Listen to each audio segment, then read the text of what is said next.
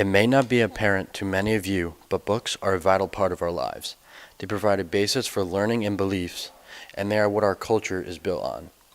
Bryan and I visited the Scranton Library to get some people's thoughts and opinions on books in our society and the future generations to come. What would life be like without books?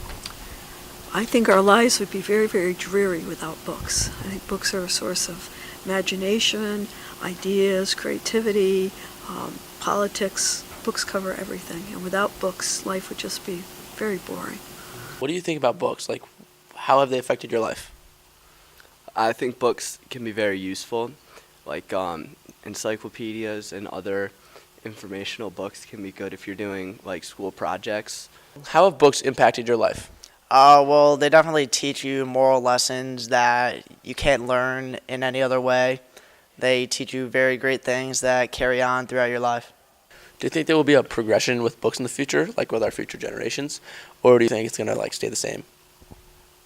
I think books are becoming more and more obsolete. I think that in the future, we're just going to be using more and more ebooks, and there will be less written books. Will books progress in our future generations, or will they die out?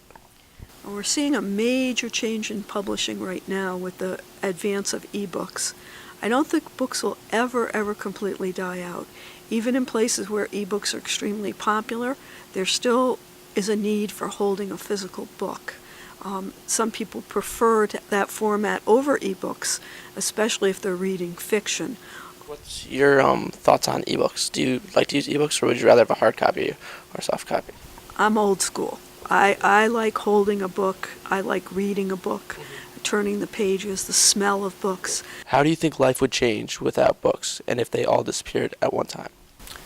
Well, as I said before, I think life would be boring. I think there wouldn't be a way to pass on to the next generation all the knowledge of previous generations, which is why books started in the first place in ancient times, was to pass down information. I think if they all disappeared at once, we'd lose something very vital. We'd lose our souls. We'd lose what makes us human, what makes humanity special above other creatures. If all books disappeared right now, how do you think it would affect your life and your peers? It'd be pretty chaotic, but then I think people would get used to it because most people look up stuff on the internet and don't really rely on books as much as they used to in the past. If you could preserve one book, what would that book be, and why? I would like to preserve a history book so that for generations to come we can all learn about the past and we can use what we learned from those history books to help us go into the future. If there was one book that you would preserve, what book would it be? That's a really tough question, because there's so many great books. But I guess I'd say the Bible, because that has not just for its religious and spiritual meaning, but it has a lot of historical significance in it, and it has, of course, a whole code of conduct in the book. So if I could only save one, I guess I'd save the Bible.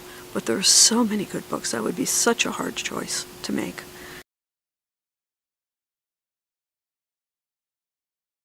Is our society going to be similar to Fahrenheit 451, or do you think it's going to be completely different? I think it'll be different because I don't think we'll ever develop into a culture that wants to burn ideas and close ideas off. At least my hope for humanity is we won't develop that way. I don't think the United States, as it is now, and as I perceive it to be in the future, would ever go down that road. What do you think about Guy Montag, and what were his views on books? Do you agree or disagree with them? I'm going to have to agree. Montag is a rebel. He went outside the norm. He went against what society taught him, and he was just trying to learn different things. So you'd consider yourself a rebel? Sure.